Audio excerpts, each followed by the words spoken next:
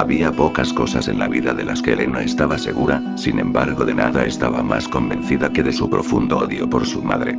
Solo pensar en esa mujer, que supuestamente debía significar el mundo para ella, le producía jaqueca y una sensación de cólera que tardaba minutos, casi horas, en calmarse.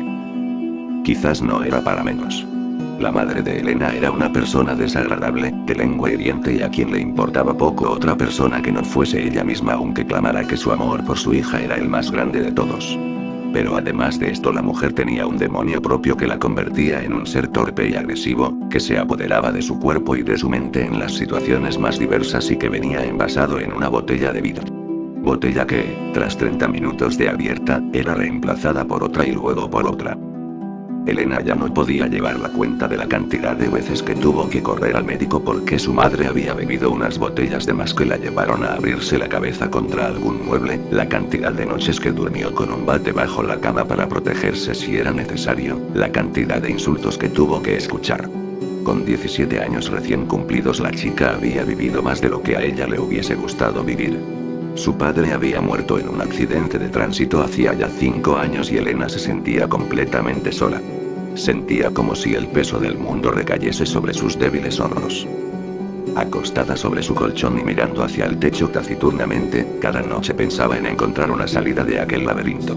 Fabulaba fantasías prohibidas de pequeñas dosis de cianuro que accidentalmente se mezclaban con el champán, pantuflas que se enredaban en las escaleras, tuberías de gas que eventualmente desarrollaban pérdidas y cigarrillos encendidos que las descubrían.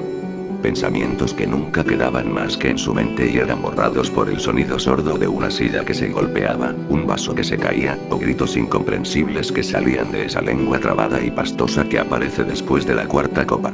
Las lágrimas no dejaban de caer de los ojos de Elena, dejando su blanco cutis ardido y enrojecido, mientras las manos comenzaban a temblarle y un monstruo violento y voraz golpeaba su pecho intentando salir. Acabamos de nuevo, pensaba entre sollozos mientras echaba llave a su cuarto y se ponía sus auriculares para callar el sonido. Si había algo que Elena odiaba además de a su madre, era su vida. Luego de una hora, por lo general, el ruido cesaba y entonces ella bajaba a ver los daños. Un plato roto, un televisor tumbado, una alfombra vomitada eran los favoritos de su madre. Pero la imprudente mujer nunca recibía heridas serias. Años y años de esperan de lo mismo, pensaba para sí misma la cansada adolescente, cuyo rostro ya comenzaba a mostrar el castigo del estilo de vida que su progenitora había escogido para ella. Una fría noche de julio, Elena hacía su habitual recorrido por los pasillos de la casa en busca del saldo de destrozos de la noche. Cuando llegó a la cocina, su corazón dio un tumbo y comenzó a galopar en su pecho. Allí estaba su madre, inerte en el suelo, descansando en un charco de sangre. Muerto el perro, se acabó la rabia, pensó y esbozó una pequeña sonrisa. Con una sensación que le pareció eufórica, se acercó corriendo hacia la mujer y le tomó el pulso. Normal. Solo tenía una herida superficial en la cabeza, de esas que sangran demasiado para el tamaño que tienen. Sintió desilusión. Sí, ese sentimiento era desilusión, no había la menor duda sobre eso. Muerto el perro, se acabó la rabia, volvió a pensar mientras se retiraba. La solución ya era ineludible, su madre no moriría sola y ella no quería vivir una vida donde tuviese que hacerse cargo de ese pesado bulto que olía a whisky barato. No se detuvo a pensarlo. Solo iba a esperar que su madre estuviese despierta y sobria. Quería que tuviese el nivel de conciencia suficiente como para entender qué ocurría y por qué era su culpa lo que estaba pasando. Esa noche no durmió. Su cuerpo se estremecía de gozo al pensar que pronto todo su sufrimiento terminaría. El sol salió, y ella se preparó para la acción. Tomó el bate oxidado que guardaba bajo su cama y se sentó a esperar el sonido de la cafetera poniéndose en marcha. Su estómago empezó a darle golpes de excitación cuando por fin escuchó el crujir de los granos de café que se molían. Yo te quitaré la resaca, no te preocupes, pensó mientras sonreía.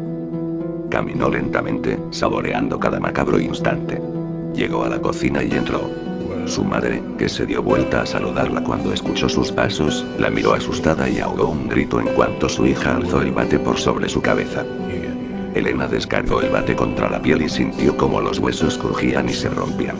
Lo levantó y lo volvió a bajar con una fuerza sobrehumana, una y otra vez, sobre cuanto lugar pudo. Las piernas y los hombros eran los lugares a los que menos le costaba atinarle. El placer era inmenso, sentía como si sus problemas se enjuagaran en una catarata de sangre. Los gritos y plegarias de su madre eran cada vez más fuertes. Golpeó la cabeza y la abrió, pudo sentir los sesos derramándose en sus manos.